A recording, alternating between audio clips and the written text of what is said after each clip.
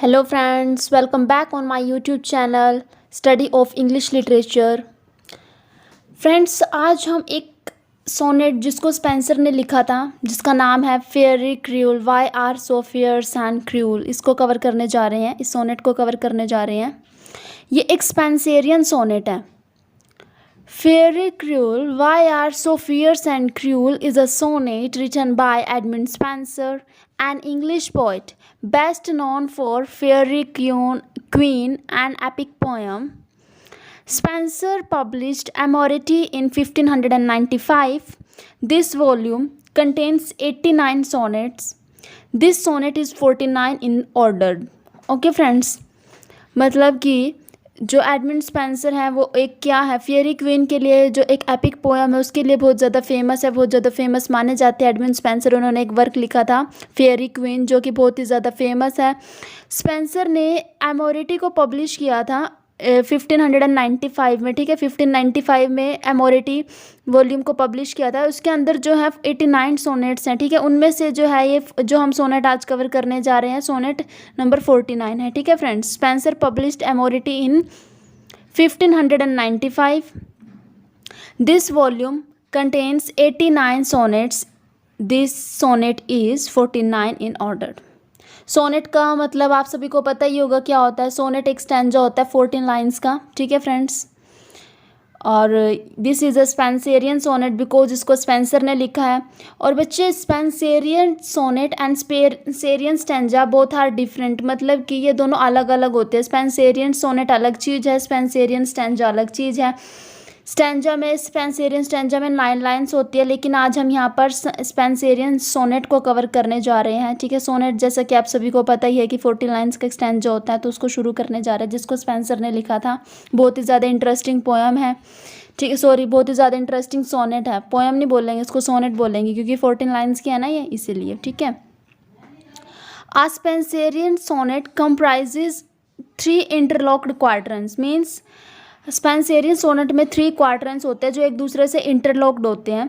And जो last में होता है वो एंड फाइनल कपलेट होता है विद राइम स्कीम, जिसकी राइम स्कीम होती है ए बी। फर्स्ट क्वाड्रेंट की राइम स्कीम होती है, ये सेकंड की होती है बी सी एंड थर्ड की है C D and the last is couplet जिसकी जो राइम स्कीम है वो ई है, ठीक है फ्रेंड्स। आपको समझ आ गया स्पेंसेरियन सोनेट की, मैंने आपको डेफिनेशन बताई है। Ah Spenserian sonnet comprises 3 interlocked quatrains and final couplet with a rhyme scheme A B B C C D और E, ठीक है। मतलब कि स्पेंसेरियन सोनेट में 3 क्वाड्रेंट्स होते हैं और फाइनल कपलेट होता है। अब हम इस सोनेट को शुरू करते हैं। In this sonnet poet argument with his beloved, मतलब जैसे हम सोनेट को शुरू करेंगे तो हमें पता चलता है कि जो पोएट है वो अपनी बिलव्ड से आर्ग्यूमेंट कर रहे हैं, ठीक है। तो शुरू करते हैं। मतलब और बिलव्ड गुस्सा कर रही है लेकिन पोएट कहता है कि तुम फिर भी बहुत अच्छी लगती हो, मतलब इस तरह से आर्ग्यूमेंट सा चलता है उनमें। तो हम शुरू कर रहे हैं लाइन वाइज स्टैंजा को। Fairy cruel why are so fierce and cruel. Fairy cruel इन्होंने यहाँ पर अपने बिलव्ड के लिए यूज़ किया है। Fairy cruel why are so fierce and cruel, मतलब फेयरी क्रूल मतलब अपने बिलव्ड को कहते हैं why are so fierce and cruel, इतने ज़्यादा गुस्से में क्यों बात कर रही हो। Is it because your eyes have power to kill, ऐसा इसलिए है क्योंकि क्या तुम मुझ पर इस बात से गुस्सा कर रही हो क्योंकि तुम्हारी आंखों में मुझे मारने की पावर है। Is it because your eyes have power to kill. आगे पोएट बोलते हैं देन नो, तब तुम जान लो, that mercy is a mighty jewel. Mercy का मतलब होता है दया। तब तुम जान लो दया जो है वो एक शक्तिशाली गहना है, ठीक है। पोएट बोल रहे हैं अपनी बिलव्ड को, आर्ग्यूमेंट चल रहा है उन दोनों में। तो देन नो, पोएट बोलते हैं then know that mercy is a mighty jewel, तब तुम जान लो दया जो है वो एक शक्तिशाली गहना है, ठीक है। आगे बोलते हैं या हम कह सकते हैं कि सबसे बड़ा गहना है, कुछ भी बोल सकते हैं। अगली लाइन में पोएट बोल रहे हैं and greater glory think to save than spill. और तब पोएट कहता है एंड ग्रेटर ग्लोरी थिंग, सबसे बड़ी शान जो है वो यह है कि क्या है, स्पिल का मतलब होता है मार डालना, ठीक है। मीन्स पोइट बोल रहे हैं कि सबसे बड़ी शान यह है, मारने वाले से बचाने वाला बड़ा होता है, ठीक है। तब तुम एंड ग्रेटर ग्लोरी थिंग, ठीक है। ग्रेटर ग्लोरी, ग्रेटर का मतलब हो गया बड़ी, ग्लोरी का मतलब हो गया शान। तो सबसे बड़ी शान क्या है कि मारने वाले से बचाने वाला बड़ा होता है, ठीक है। This is the first quadrant जिसकी राइम स्कीम है ए बी, ठीक है। एंड सेकंड क्वाड्रेंट शुरू करते हैं। 3 क्वाड्रेंट्स में है ना, ये फाइनल जो है कपलेट है, ठीक है। एंड देन पोएट बोलते हैं, but if it be your pleasure and proud will, लेकिन तुम्हें लगता है, मीन्स लेकिन तुम्हें लगता है कि तुम्हें खुशी हो रही है, ठीक है, तुम्हें प्राउड होगा ऐसा करने से। To show the power of your imperious eye, show का मतलब होता है दिखाना, इम्पीरियस का मतलब होता है भयानक। अगर तुम्हें अपनी इन भयानक आँखों की शक्ति को दिखाना ही है, to show the power of your imperious eyes, अगर तुम्हें अपनी इन भयानक आँखों की पावर को दिखाना ही है, तो क्या कहता है poet, then not on him, तो मुझ पर ना दिखाओ ये power. That never thought you ill, जिसने तुम्हारा कभी बुरा नहीं सोचा। इल का मतलब होता है यहाँ पर बुरा नहीं सोचा, ठीक है। पोइट बोल रहे हैं भाई अगर तुम्हें अपनी इस आँखों की पावर को दिखाना ही है तो प्लीज़ मुझे मत दिखाओ, देन नॉट ऑन हिम, भाई मुझे मत दिखाओ, मुझको मत दिखाओ अपनी आँखों की पावर।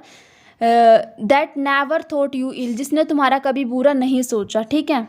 नेक्स्ट लाइन में बोलते हैं, but band your force against your enemy, लेकिन हाँ तुम अपना फोर्स जो है, ये वाला फोर्स जो है अपनी आंखों का, मतलब ये अपनी भयानक आंखों से जैसे तुम मारने की शक्ति मुझे दिखा रही हो, लेकिन तुम ये पावर दिखाना ही है तो उन लोगों को दिखाओ ना जो तुम्हारे खिलाफ है, ठीक है। उन लोगों की तरफ अपना ये फोर्स मोड़ो।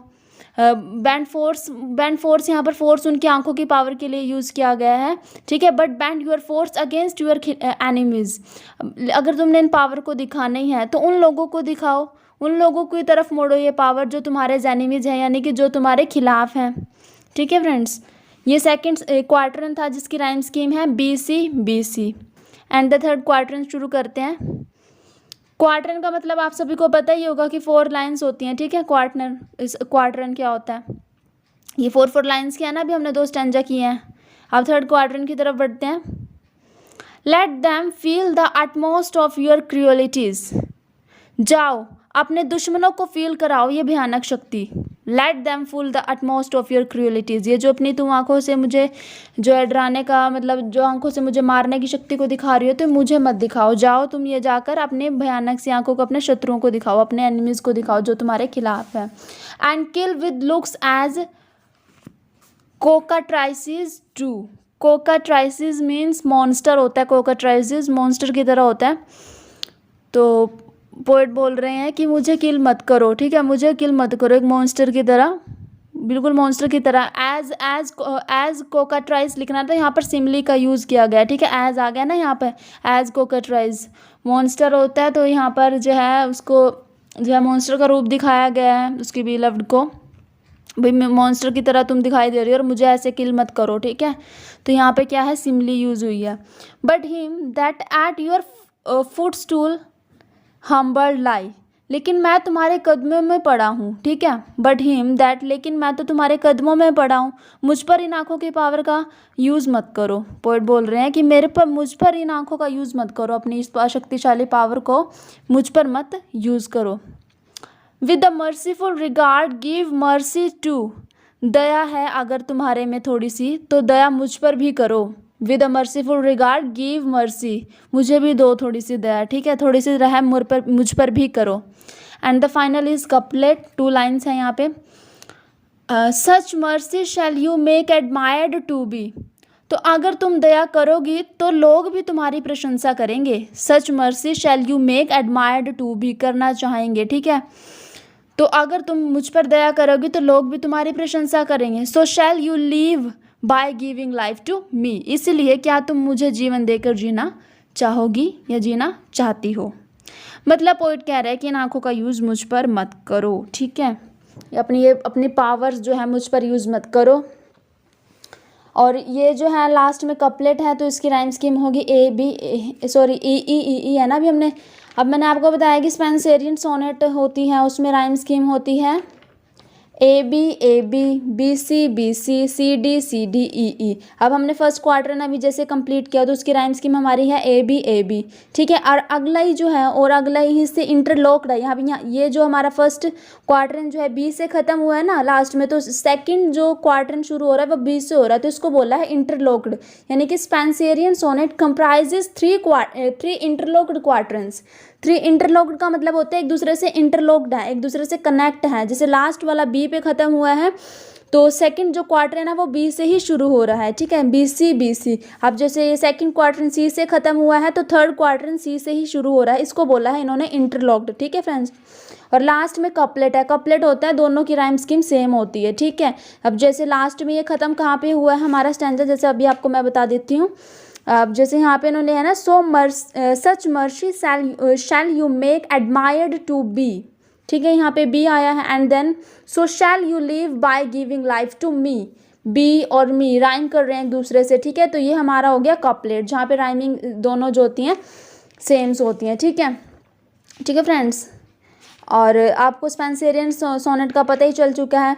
कपलेट जो होता है, couplet refers to two lines of poetry that follows each other and rhyme. एक दूसरे को फॉलो करते हैं और एक दूसरे से राइम करते हैं।